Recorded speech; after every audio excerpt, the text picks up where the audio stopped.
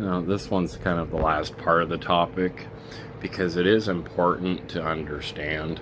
Uh, like the Obamacare really fucking sucks. It's actually not very good for what it is.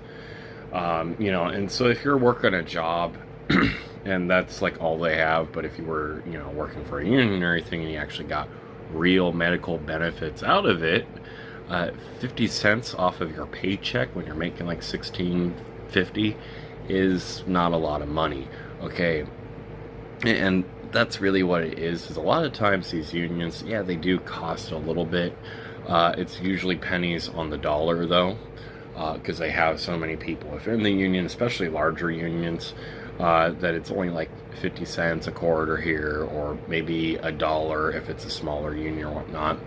Um, you know, some unions, there have been aggressive, but that's a very rare thing.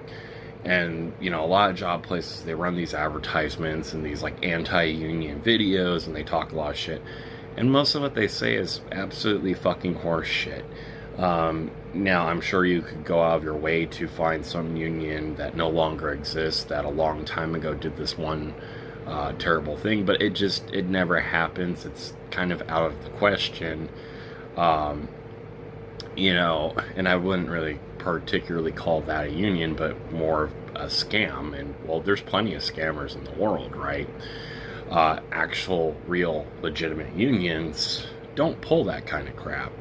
Um, and as I've said, I've painted this picture of you might not necessarily need a union, or maybe you do, depending on the job or depending on who you are and what you need.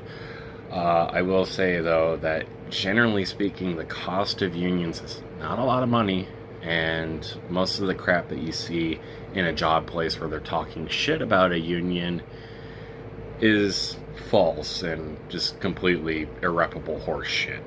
So, there is that to think about. You're just not going to find a union that's going to treat you egregiously.